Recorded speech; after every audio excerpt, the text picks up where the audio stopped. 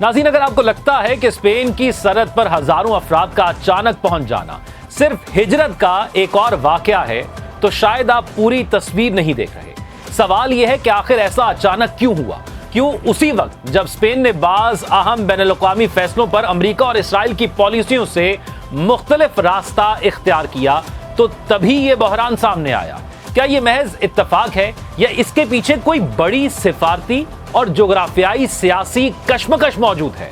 आज की वीडियो में हम इन्हीं सवालात का जायजा लेंगे और इन दावों का भी, जिनके मुताबिक ये बहरान सिर्फ इंसानी हिजरत नहीं बल्कि ताकतवर ममालिक के दरमियान जारी एक बड़ी सियासी कशमकश का हिस्सा है। आप देख रहे हैं एक डिजिटल और मैं हूं ज़ौक अहमद।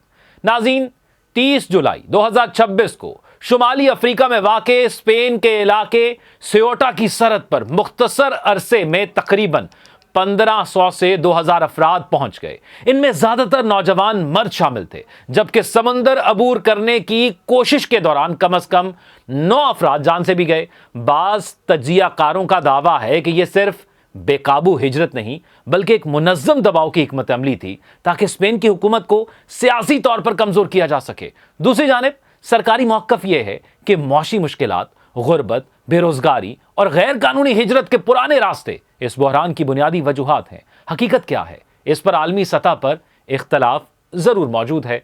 अब इस बहरान को स्पेन की हालिया खारजा पॉलिसी से भी जोड़ा जा रहा है।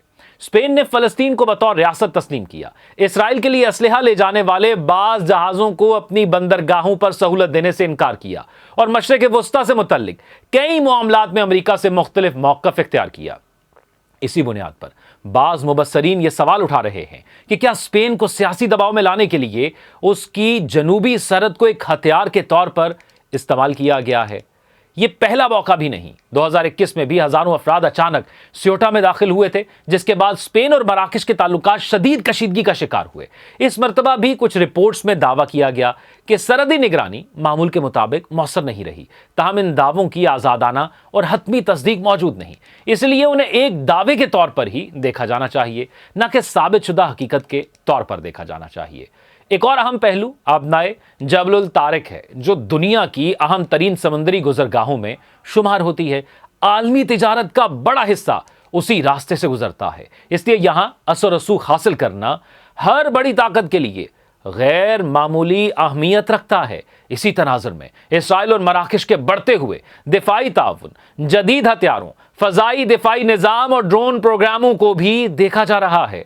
बाज़ दिफाई माहिरीन का कहना है कि इस ताउन से खित्ते में ताकत का तवाज़ुन तब्दील हो सकता है। ताहम इसके मकासद और असरात के बारे में मुख्तलिफ आरा भी साथ ही मौजूद हैं। गजा के हवाले से भी मराकश का किरदार ज़ेर बहस है। इतलात के मुताबिक जंग के बाद मुमकिन इंतजामात और कसीर मुल्की फोर्स के मंसूबों में मराकश का नाम सामने आया। बाज़ रिपोर्ट्स में कहा गया है कि मराकशी फौजी अफसरान ने ज़मीनी जायजे लिए हैं और मुस्तकबिल में मराकश महदूद फौजी किरदार अदा कर सकता है, लेकिन इन मंसूबों के कई पहलू अभी तक बाज़ाब्ता तौर पर हतमी शक्ल इख्तियार नहीं कर सके।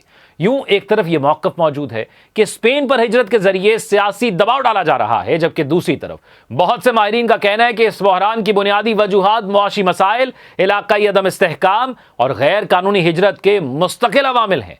जहां तक इस दावे का ताल्लुक है कि इस पूरी सूरत हाल के पीछे खुफिया इदारों ने मुश्तरका मनसूबाबंदी की है, इसके हक में अब तक कोई ऐसी अवामी और काबिल एतमाद शहादत सामने नहीं आई जिसे आलमी सतह पर साबित शुदा हकीकत तस्लीम किया गया हो। इसीलिए ऐसे दावों को एहतियात के साथ परखना ज़रूरी है। अब सबसे अहम सवाल ये है कि क्या आपके ख्याल में सियोटा का हालिया बहरान सिर्फ गैर कानूनी हिजरत का नतीजा है या वाकई इसके पीछे बड़ी ताकतों की जोग्राफियाई सियासत और सिफारती दबाव कार फरमा है?